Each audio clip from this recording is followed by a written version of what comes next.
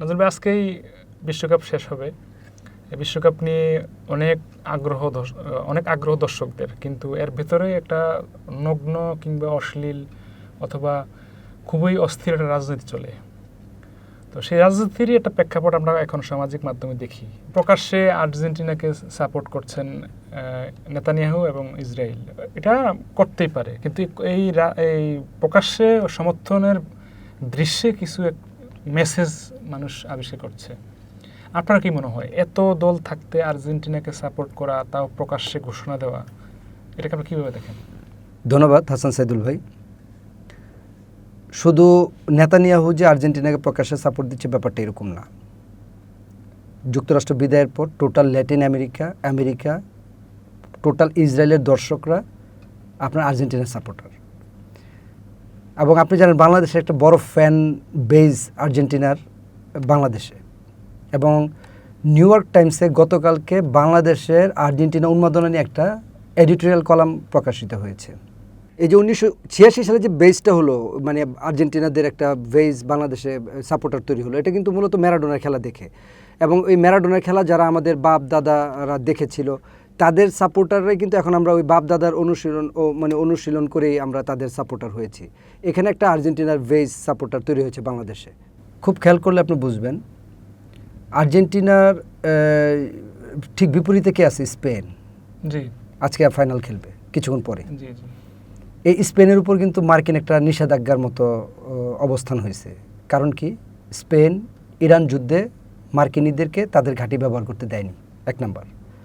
2 number বিষয় হচ্ছে Spain গাজার বিষয়ে খুবই সফট একটা মেসেজ সারা বিশ্বে ছড়াই দিছে এবং ইউরোপীয় ইউনিয়নকে সরাসরি প্রশ্ন করছে, তোমরা কেন ইসরায়েলের উপর নিষেধাজ্ঞা দিচ্ছ না? এত বড় বড় একটা বর্বরতা তারা করতেছে গাজার মানুষের উপর, কেন তোমরা নিষেধাজ্ঞা দিচ্ছ না?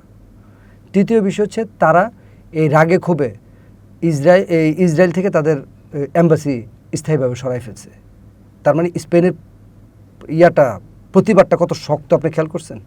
এবং প্রকাশ্যে এবং খুব শক্ত অবস্থানে তারা ছিল। এই যে স্পেন যে এই ফিলিস্তিনের পক্ষে শক্ত অবস্থান নিল, এতে কিন্তু আজকে দেখেন একটা চিত্র আল জাজিরাতে আমরা দেখলাম বা বিভিন্ন ইন্টারন্যাশনাল নিউজে দেখলাম, পুরা ধ্বংসবিধ্বস্ত একটা গাজাতে আজকে হাজার হাজার স্পেনের পতাকা তারা উড়াচ্ছে। স্পেনের সাপোর্টার তারা যে স্পেনকে যে তারা স্বতঃস্ফূর্ত সাপোর্ট করছে, সে পতাকা কিন্তু তারা উড়িয়ে এসে বার্তাই দিচ্ছে। এখন আপনি বলতেছেন যে এই ফুটবল খেলার মধ্যে এই হস্তক্ষেপ কেন আসতেছে? এই হস্তক্ষেপ কিন্তু আজকে থেকে না। 1936 সালে আপনার জার্মানি যখন আপনার অলিম্পিক হয়, তখন হিটলার নাৎসি পার্টি ছিল জার্মানির দায়িত্বে। তারাও কিন্তু এটাকে এরকম করছে, ম্যানিপুলেট করার চেষ্টা করেছে তাদের দখল। এটাকে তারা এরকম একটা প্রকাশ্য একটা বার্তা দেওয়ার চেষ্টা করছে যে আমাদের এই জার্মানি সারা বিশ্বের সেরা, তোমরা জার্মানির মাধ্যমে, জার্মানি কালচারের মাধ্যমে সারা বিশ্ব চলবে, এরকম একটা বার্তা দেওয়ার তারা চেষ্টা করছে। ঠিক ডোনাল্ড ট্রাম্প কিন্তু আজকে একই বার্তা দেওয়ার চেষ্টা করতেছে যে বিশ্বকাপটা আমেরিকাতে হওয়াতে তারা এটা সর্বোচ্চ সুন্দর এবং সর্বোচ্চ ভালো সুশৃঙ্খলভাবে এটা করতেছে।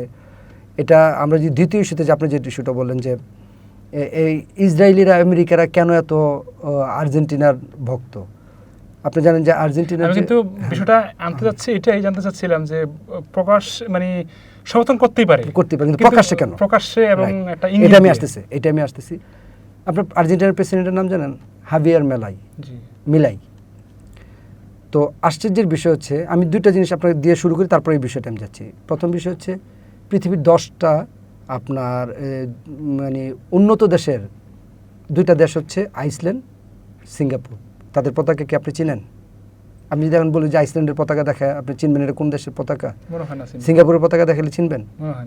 কিন্তু আর্জেন্টিনা কিন্তু পৃথিবীর উন্নত কোনো দেশ না। কিন্তু আর্জেন্টিনার উন্মাদনা দ্বারা এত বেশি বাংলাদেশে আপনার প্রকাশিত হয়েছে যে আমরা ছোট বাচ্চাকে দেখালেও কিন্তু সে আর্জেন্টিনার পতাকা চিনে। ইভেন আমি পরীক্ষা করার জন্য এটা একটু করেছি যে 4 বছরের বাচ্চা, তাকে পতাকা দেখায়, বলছে এটা কি? বলছে আর্জেন্টিনা। তারপর আমার নিজের ছোট ছোট বাচ্চা আছে, আপনি জানেন, তাদেরকে আমি দেখাই, বলছে এটা কি? বলছে আর্জেন্টিনা। এই দলের প্লেয়ার হচ্ছে মেসি। ঠিক আছে, তাদেরকে আমি জিজ্ঞেস করছি আর্জেন্টিনার প্রেসিডেন্টকে, প্রধানমন্ত্রীকে, ওরা বলতে পারে না, ওরা বলতে পারবেও না। কিন্তু ওরা শুনছে যে মেসি, এই মেসি নামটা তারা মুখস্থ বলতে পারতেছে, বাট তারা কিন্তু আদার্স কাউকে চিনে না। আর্জেন্টিনার পতাকাটা তারা চিনে ফেলছে।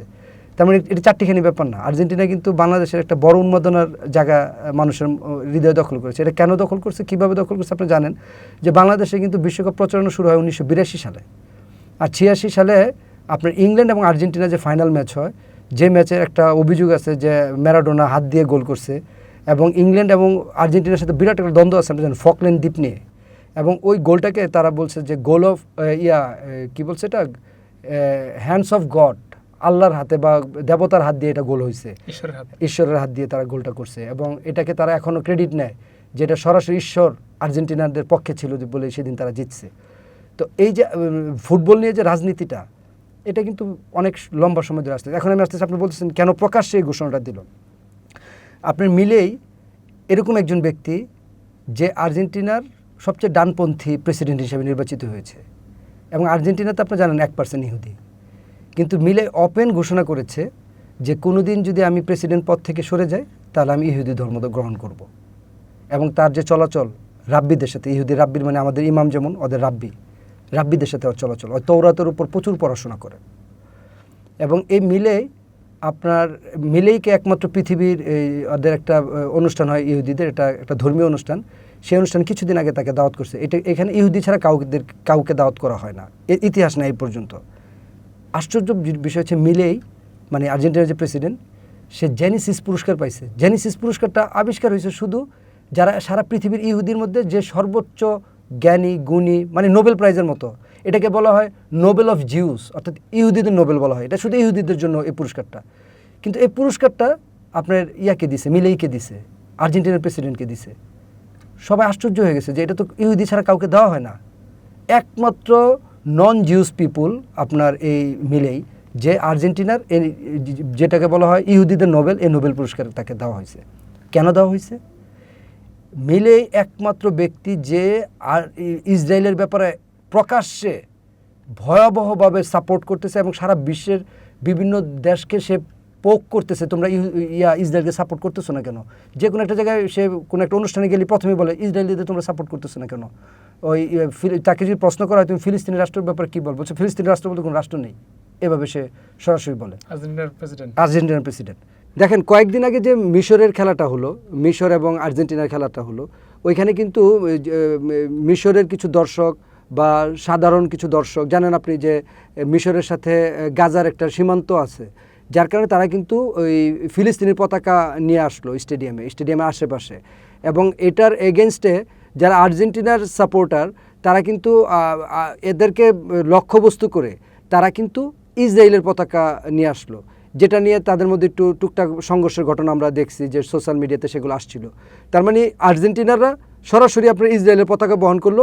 কেন তারা মিশরের এই সাপোর্টে পতাকা বহন করলো, কি বলে ফিলিস্তিনের পতাকা বহন করলো?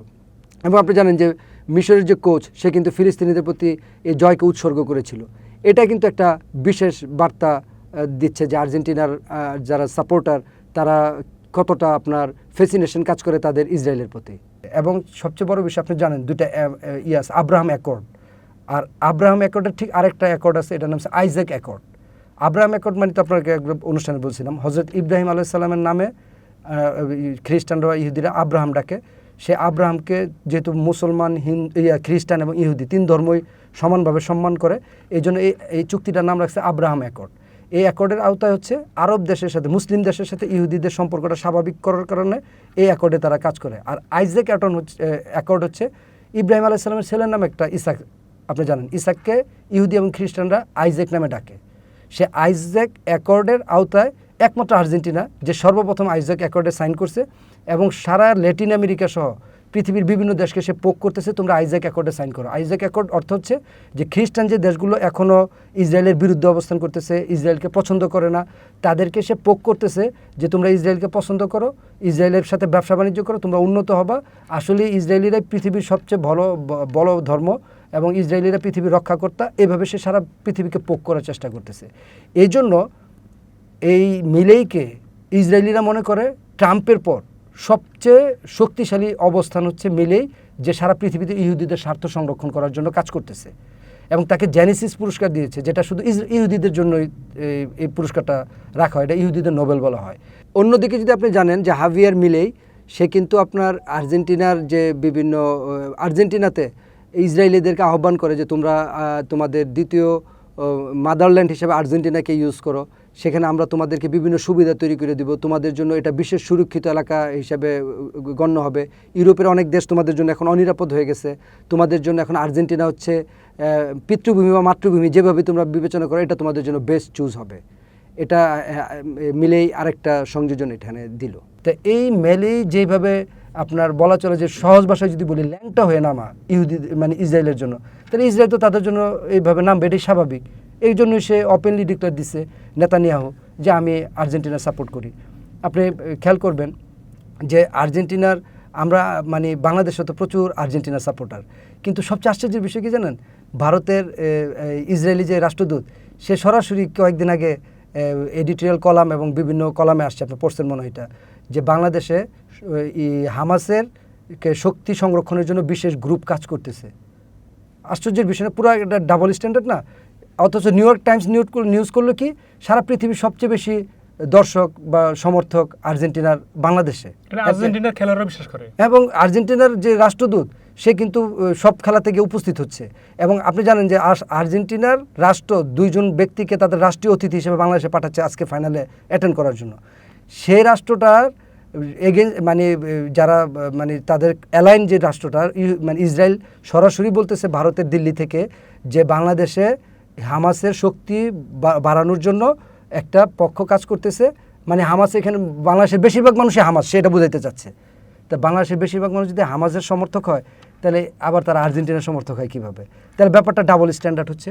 আলটিমেটলি যে জিনিসটা আপনি বলতে চাচ্ছিলেন যে আসলে এই প্রকাশ্য এরকম নেতানিয়াহু ডিক্লেয়ার দেওয়ার কারণ কি? আমার মনে হয় পৃথিবীর কোনো রাষ্ট্রপ্রধান এভাবে ওপেনলি ডিক্লেয়ার দেয় না, যেহেতু এটা একটা সেন্সিটিভিটির বিষয় আছে।